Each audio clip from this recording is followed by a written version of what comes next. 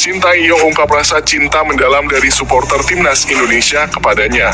Pelatih asal Korea Selatan itu berbicara kepada media Korea Best 11 dan memberi indikasi ingin memperpanjang kontrak. Sintayong nampak ngebet ingin segera disodori kontrak jangka panjang oleh PSSI. Pasalnya dia mengakui amat bahagia berkarir di tanah air lantaran merasa dicintai oleh para fans. Sintayong pun seketika teringat oleh sosok Gus Hidin yang pernah menjadi pahlawan timnas Korea Selatan. Untuk diketahui, pelatih senior asal Belanda itu sempat membawa Korea Selatan berbicara hingga semifinal Piala Dunia 2002 saat mereka berstatus tuan rumah.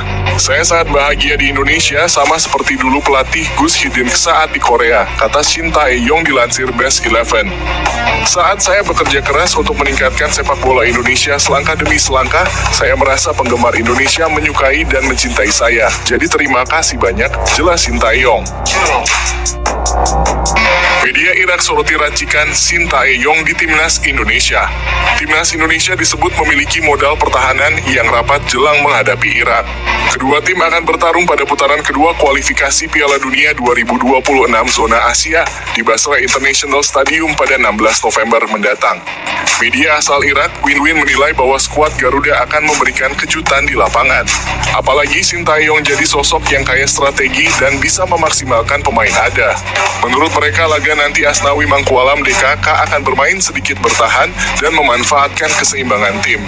Pelatih asal Korea Selatan, Sintayong, cenderung memainkan formasi 4-3-3 dengan pertahanan yang lebih dalam. Pelatih asal Korea Selatan ini sebelumnya pernah menjuarai Liga Champions AFC bersama Seongnam Korea Selatan pada musim 2009-10. Dengan tim yang sama, ia menjuarai Piala Korea Selatan pada musim 2010-11, ujar Win-Win. Win-Win juga menilai bahwa pemain-pemain yang berkarir di luar negeri akan jadi kekuatan utama skuad Garuda. Sintayong bicara peran pemain timnas, bukan hanya Asnawi yang jadi andalan. Dalam wawancara dengan media Korea Selatan Best 11, Sintayong mendapatkan pertanyaan soal peran Asnawi Mangkualam di timnas Indonesia yang bakal tampil di Piala Asia 2023. Apakah Asnawi Mangkualam bakal menjadi pemain andalan buat timnas Indonesia di Piala Asia 2023 nanti? Menanggapi pertanyaan ini, Sintayong dengan tegas mengatakan bahwa timnas Indonesia saat ini tak hanya mengandalkan satu atau dua orang. Bahkan Sintayong menegaskan bahwa skuad Garuda saat ini memiliki banyak pemain bagus. Tidak hanya Asnawi, pemain-pemain lainnya juga tampil cukup baik, ujar Sintayong. Dengan kualitas bagus yang dimiliki para pemain timnas dan tak hanya mengandalkan satu pemain, Sintayong pun cukup percaya diri tim Merah Putih bakal bisa bersaing di Piala Asia 2023. Para pemain naturalisasi beradaptasi cukup baik dengan tim, jadi saya rasa kami bisa, kata Sintayong. Sintayong ingin timnas Indonesia bisa jadi kuda hitam di Piala Asia 2023. Seperti diketahui, timnas Indonesia bakal tampil di Piala Asia 2023 yang bakal berlangsung pada 12 Januari sampai 10 Februari 2024. Bergabung dalam grup D bersama Jepang, Irak, dan Vietnam.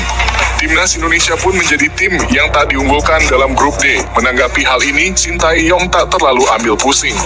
Menurutnya, skuad Garuda saat ini berbeda dibandingkan beberapa tahun lalu. Untuk itu, Sintayong berharap timnas Indonesia bisa menjadi tim kuda hitam dalam ajang Piala Asia 2023. Mungkin timnas Indonesia bisa tampil sebagai kuda hitam di Piala Asia kali ini, ujar Sintayong dilansir dari media Korea Best 11. Lebih lanjut, Sintayong mengatakan bahwa kualitas pemain timnas Indonesia saat ini sudah berbeda dari masa lalu. Tak ingin timnas Indonesia diremehkan, dengan tegas Sintayong mengaku bahwa saat ini banyak kekurangan dalam tim yang sudah ditutupi oleh para pemain naturalisasi. Pelatih Brasil pikir Indonesia tak punya persiapan gelar Piala Dunia U17 lalu terkejut saat lihat JIS. Pelatih Brasil U17, Felipe Leal, mengaku awalnya mengira Indonesia tak mempersiapkan ajang ini dengan baik. Akan tetapi setelah tiba di Indonesia dan menginspeksi venue pertandingan latihan di Jakarta, Felipe Leal sangat terkejut. Seperti diketahui, timnas U17 Brasil tergabung dalam grup C bersama dengan Inggris, Iran, dan Kaledonia Baru. Seluruh pertandingan mereka akan digelar di Jakarta, International Stadium. Ini sangat gila, kata Felipe sambil menggeleng-geleng kepalanya saat melihat kemegahan stadion di Indonesia. Felipe mengaku belum sempat melakukan riset soal stadion di Indonesia yang bakal mereka pakai. Saya baru pertama kali datang ke Indonesia. Awalnya, saya tidak sempat cari tahu di stadion mana kami akan bermain.